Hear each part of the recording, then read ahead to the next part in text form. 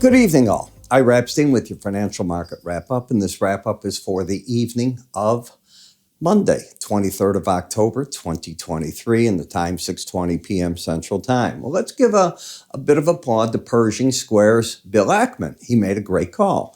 He had predicted a couple of weeks back that he was going all in, looking for the 10-year note to get up to 5%. And when it got there today, he liquidated, went on, made it known to the public what he had done, and the market reversed course and sold back off. And that's why in the bonds and notes, you saw the sell-off. Now, I don't know that the market's through on the upside. I had told you as well that when you get to big even numbers, pros take money off table.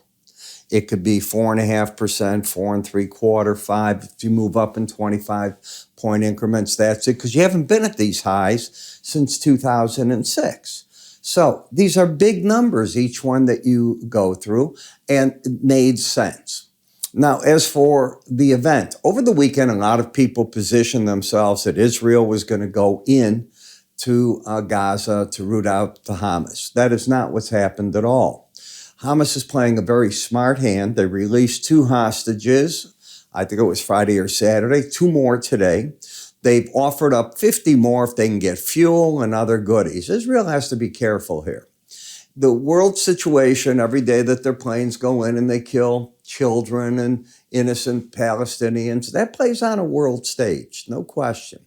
And there's 5,000 supposedly been killed there versus the 1,400 Israelis that were killed. I don't know what a ratio of right and wrong is. That's not what I'm getting at. What I'm getting at is the world's going to want them to calm it down. They can't.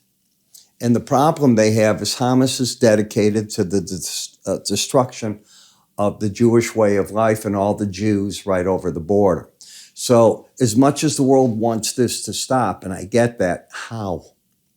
As long as you have that terrorist group over your border and they'll just come back. You can't pack up and say, well, let's take our tanks and go home, and that group's going to not do anything. It doesn't work that way. So this is a terrible situation.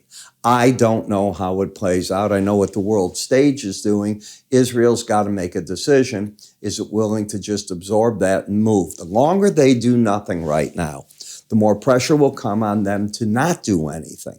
It'll come first from more hostages to be released, which is smart on Hamas's part. Then the next thing, well, we need food, we need this, we need that. How do they know who's getting it, who isn't getting it? The fuel smells to me of a problem. Not a fuel smell, but smells like Hamas wants that. And yet I realize the hospitals, other things, needed, water's needed, medicine, and leaving in 14 trucks, 15 trucks a day here and there, difficult. Plus the first ones that went in, according to everything I've read, Israel did not check. How do you know there's not arms on there or other needed parts? It's a nightmare, to put it mildly, and Israel has gotten itself, it's going deeper and deeper unless it just moves in and does something. That is what people are going to be looking at. And now everybody wants them to wait in the world that's got a hostage there going, hold on, maybe we can get them out. This plays into what Hamas wants to occur. And then Hamas will say, well, we've got that. Look at, you're starving our people. You're doing it. Amazing to me how they can use the human shields and then they play, we're trying to protect our people. You got to read through all the smoke screens if you can. But I come back to the point, not what I think is right and wrong. The point is the market thought that gold would be up because of the news, that the energies would be up. Nothing was, and you saw a pretty good sell-off early in the morning until we found stability. That's where I'm headed with all this. In addition, tonight we have the speaker trying to get in our House of Representatives a speaker that can be nominated and brought to the floor that can get a vote passed. So they're in there in a caucus right now, which means an argument room. Think of it that way. And they will try to present names and see if they can come up with somebody. My guess is it's got to be somebody that nobody knows, because apparently everybody brought up so far is too much old baggage of hate from other members. The question is, you get a new name that we don't know. Are they really going to be able to bring the groups around? It's confusing. So you can see how the dollar got hit today.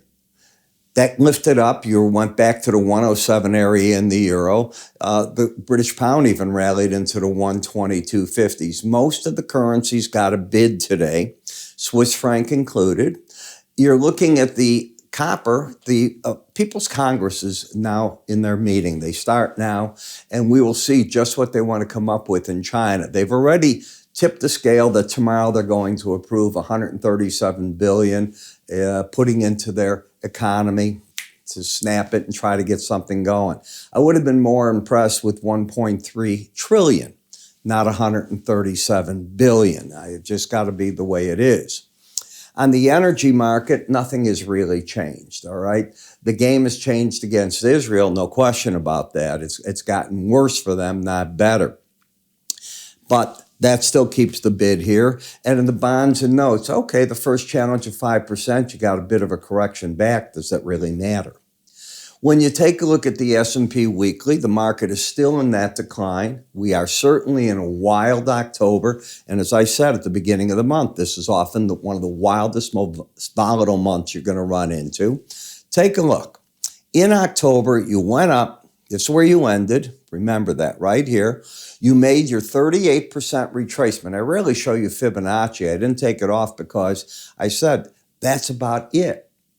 Maybe it goes a little higher, but it'll probably pull back. Now, the market did challenge those October 4th lows and then snapped back and didn't stay under them. Does this mean we're not going to make that low in October for where we often see the low before you start a November rally? And does it mean that you're doing that even if you get a rally, it won't be as strong as you think into year end? There's already schools of thought fighting this out. I'm reading the articles right now. As we take a look, you can see how you pulled back with everything. You then take a look. You never did make it to the 100-day average. You certainly were playing at the 18, and then once you got under it and the 100, and I can show you this right here,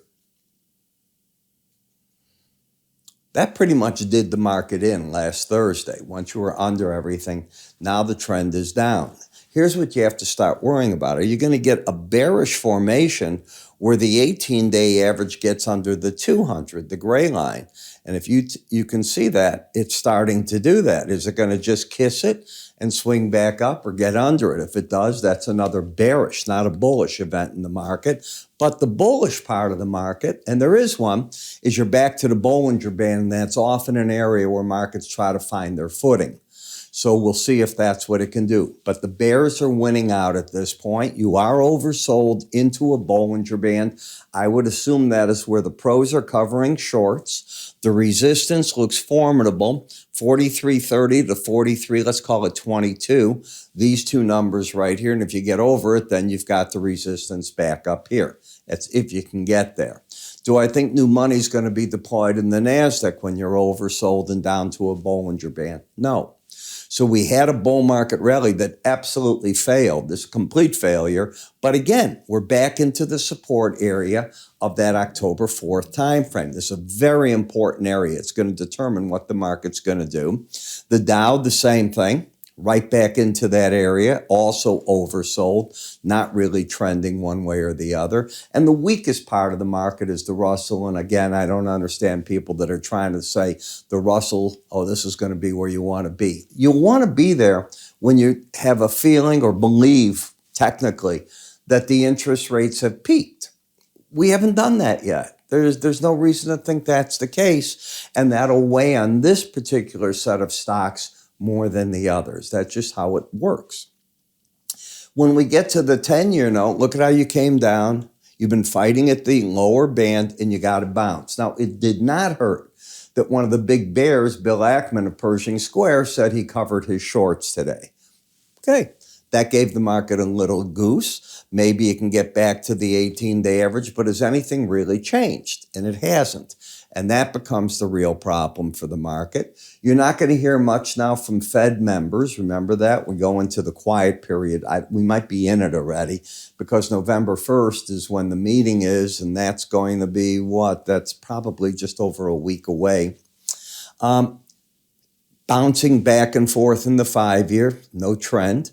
In the dollar index, you've gone from the upper Bollinger Band finally to the lower, and you're really caught in the sideways action here. There isn't a trend per se that I'm expecting.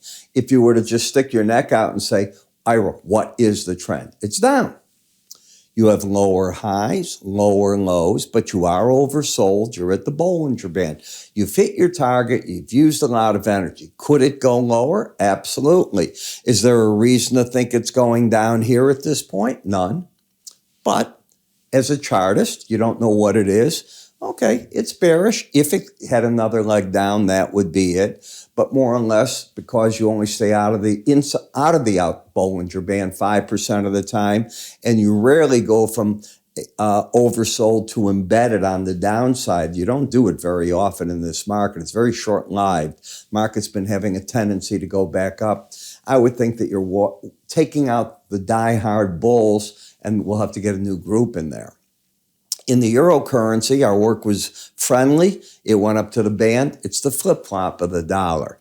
Then in the British pound, I happen to have thought that it was worth risking 150, 200 bucks to probe the short side of the 18-day average. But if it got over the highs right here, couldn't be short anymore is what I told my clients. And that's pretty much how that worked out.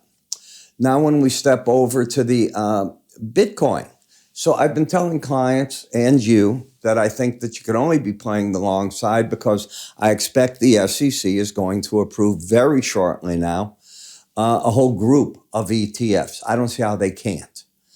They elected not to appeal, so what could be their technical reason for not doing it? And the courts, they're waiting. All these companies will go after them. So you're breaking out to the upside as the market has gone from the 27,000 level up to nearly 35. I went out, tonight is Monday. I went out Saturday night with one of my good friends who's a big trader in Bitcoin.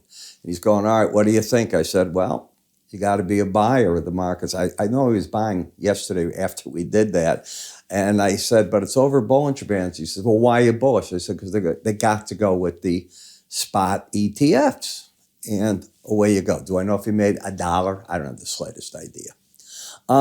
Brent versus WTI. As you can see, the market is sitting up here over everything, but the pullbacks are shallow. The bigger scheme of things, it is still a bull situation, and all the action that was in the Mideast is still there in the identical way. The newest thing is using hostages, the ransom, and that's what it is, ransom. I'll give you this, you give me that. That's where you're at this point in time.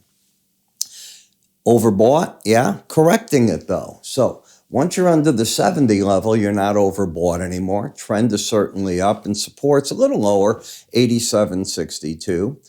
When you come to the D's crude here, the WTI, you could see how the market is back and forth here, chewing away at the 18-day average, not ready to go to the Bollinger Band. And I don't think it would go there unless Israel invades. And then on the invasion, I could see that the market builds in all the worst type of scenarios that could happen. Heating oil, same thing, fighting its battle now at the 18-day average, not trending, waffling now. Everything's waffling in energy as it's trying to get a handle on what's going to happen in the Middle East, but nat gas. And as we're seeing, there's more and more production going on in the U.S. That gives you more and more nat gas. Remember that. And this market's staying under its pressure. It tried to be good, and when it failed was right here. Let's see if I can get this to back off. I should be able to. I just want to show you how this would work. The battleground was right here, the 100-day 18. You're fighting. Should I stay up? Should I stay under? If you get under the low right there, and that would have been Tuesday, the 17th, that seals the fate of the market. It could be going down here because you got momentum that's not oversold. That will give you a market where you got the 18 under the 100. Watch what it does. Boom. Until it gets back over that high, now you've got all the longs caught as a technician. Take the name off the chart. Till you get back up there, this is still a target, the 271 level. And as you can see, it got hit pretty hard right through here. So Could still happen. Is it oversold already? Yes. Does it have to go down there? No, because your backward support prior to this was right through here, and you're in that area right now. Okay, so the smart money's probably taking money off the table if they were playing the short side. They got the down thrust that they want. But if you like this type of talk and the other things I do, our free offers cover so much of this. Be it the pivot points, be it the Arun indicators, be it the charting software, try ours. You're going to find it's a big difference over Thinkorswim and all these. I think you'll find it much superior to what you think it is over there. I know, Thinkorswim was a different piece of software. I don't know if you know that. I was with two brothers that founded it back in the 80s. And we were developing our charting software. They were developing theirs, and they ended up selling theirs to it. And then I broke away. I didn't want to do charting software. I got back into the brokerage part of it. But a great piece of software. The name will come to me as to what it used to be called. But Ortez Brothers or something, that they were the ones that founded it. Very good piece of software. But I still think ours is better. For a lot of reasons. Try it, and I think you'll see it yourself. So you can get all this. How do you get it? IraEpstein.com, free offers. Move your cursor to the top here. Try our mobile app. I think you'll love it. First of all, you hit one button, you can read it. All right? How many of these are little bitty things you can barely read? What about you're driving in the car? You hit a button on our mobile app, and you put in your quote file. It plays it orally for you. It'll go circling it as the quotes are coming in. I think that's pretty cool. You can drive listening to that at times, then just hit mute and you're done. All right. You know how to get all this? IraEpstein.com. Move your cursor there, and I'll see you tomorrow.